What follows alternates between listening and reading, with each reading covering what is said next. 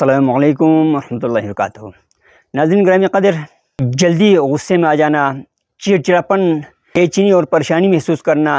کسی کام میں دل نہ لگنا، معمول سے کم بولنا یا معمول سے زیادہ باتیں کرنا، نشہ اور اشیاء کا استعمال شروع کرنا یا اس سے دل کرنا، غیر ضروری طور پر خود کو خطرے میں ڈالنا، ہمیشہ تھکن اور سردرد کا شکایت رہنا، بے اختیاری طور پر جسم کے مختلف حصے سے مختلف حرکات کا صادر ہو جانا، بے خوابی کا شکار ہونا، رات کے آخری پہروں میں نیند سے جاگ جانا، صبح سویرے جاگ جانا، اس کے اپوزٹ میں جو ہے ان کا بہت زیادہ آ جانا، بہت زیادہ سونا، بھوک کا ایوریج سے معمول سے زیادہ لگنا یا بھوک کا معمول سے ایوریج سے کم لگنا، وزن کا زیادہ بڑھ جانا یا وزن کا جو ہے ایک دم کم ہو جانا، بدہضمی یا قبض کا شکایت رہنا، زندگی سے ناامیدی یا بیزاری یا اکتاہٹ محسوس کرنا، دنیا سے جی بھر جانا یا دنیا کو چھوڑ کر جانے کو دل چاہنا، خواتین میں ہر بات پہ رونا آنا، مایوسی اور اداسی کے سبب تنہائی پسند ہو جانا، اپنی ذات اور گھر سے لاپرواہ ہونا، یعنی اپنی صفائی ستھرائی اور صحت کا خیال نہ رکھنا اور اپنے آس پاس لوگوں کے صفائی ستھرائی اور خوراک پوشاک کا خیال نہ رکھنا، بچوں کا، اپنے ہسبینڈ کا، مدر فادر کا خیال نہ رکھنا، بلڈ پریشر کا ایوریج سے زیادہ ہائی ہونا یا لو ہونا، چہرے سے قدرتی نکھار یا شگفتگی کا کم ہونا، اس کا ایک عام نمایاں علامات جو ہے چہرے سے مسکراہٹ کا کم ہونا ڈپریشن کے نمایاں علامات میں سے ہیں۔ عام طور پر ڈپریشن کسی دباؤ یا تکلیف دہ واقعے کے وجہ سے پیدا ہو سکتی ہے، مثلا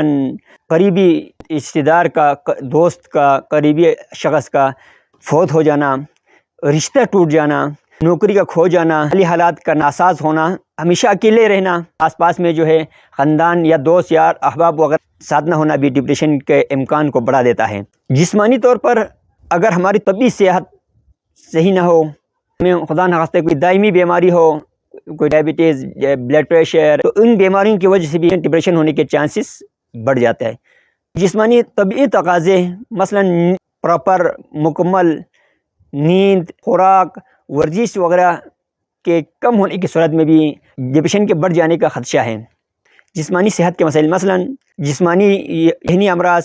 بھی ڈپریشن کا سبب بن جاتا ہے۔ ماڈرن دور میں نامعقول، نامناسب تعلیم و تربیت، شکر گزاری کا فقدان، یعنی انسان دستیاب نعمتوں اور وسائل کو برقرار لا کر زندگی کو خوشگوار اور آسان بنانے کی کوشش کر کے اللہ تعالیٰ کا شکر ادا کرنے کے بجائے محروم اور غیر دستیاب چیزوں پر دھیان دے کر ہمیشہ شکوہ شکایت کا مزاج بھی انسان کو ڈپریشن کا مریض بنا دیتا ہے۔ جس طرح وائرل بیماریاں کنٹیجس ہوتی ہیں، تو اس طرح ڈپریشن بھی ایک انسان سے دوسرے انسان کو لگ سکتا ہے، یہ بھی کنٹیجس ہوتی ہے۔ اگر ہمارے ارد گرد موجود لوگوں میں ڈپریشن کے مریض کی تعداد زیادہ ہو اور ان سے ہمیں براہ راست واسطہ پڑتے رہتے ہوں تو ممکنہ طور پر ہم بھی ڈپریشن کا شکار ہو سکتے ہیں۔ ڈپریشن موروثی بھی ہو سکتا ہے اور ڈپریشن موسمی ہو سکتا ہے، مخصوص موسم کی وجہ سے بھی ڈپریشن میں آدمی چلا جا سکتا ہے۔ غیر ضروری تفریحی ادویات کا استعمال یا نشے کا استعمال یا الکوہل کا زیادہ استعمال بھی انسان کو ڈپریشن کا مریض بنا دیتا ہے۔